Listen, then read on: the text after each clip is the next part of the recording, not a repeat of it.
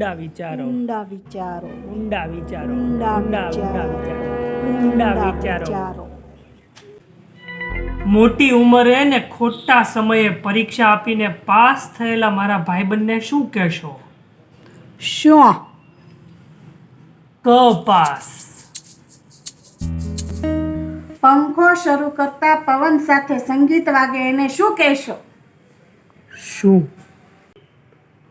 સૂર પંખા.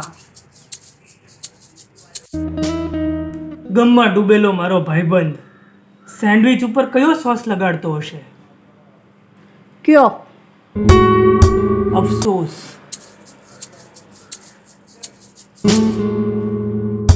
લીલો નામની છોકરી તળાવમાં કૂદીને સામા કાંઠે વહી જાય એને શું કહેવાય? હું. લીલોતરી. તારો બર્થડે છે અને તારા બર્થડેમાં તને ગિફ્ટ આપવા માટે લાંબી લાઈન છે અને છેલ્લે ઉભેલા માણસ પાસે તારી છબી છે અને તારી પાસે આવે તો એ શું બોલે? શું બોલે? છેલ્લે છબી લો.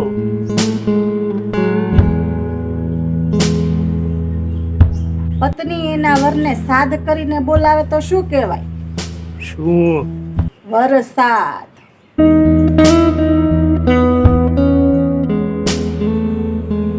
એશિયા, આફ્રિકા, અમેરિકા કરતા પણ વધારે શ્રદ્ધા ધરાવતો ખંડ કયો? કયો? શ્રીખંડ.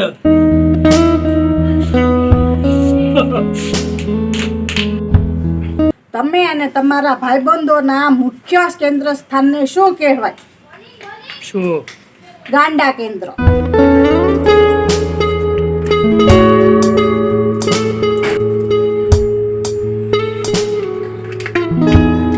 ટેમ્પલીસ. હું? ટેમ્પલીસ. બોલો બોલો, ક્યાં ગયા તમારા ઊંડા વિચારો? હમણાં આવું. અરે ક્યાં ભાગો છો? હમણાં આવું.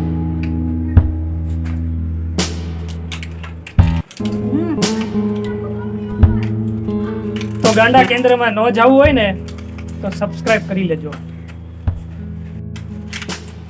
હવે હારે હાર તો બોલ. લાઈક, શેર અને સબસ્ક્રાઇબ કરવાનું ન ભૂલતા. Thank you.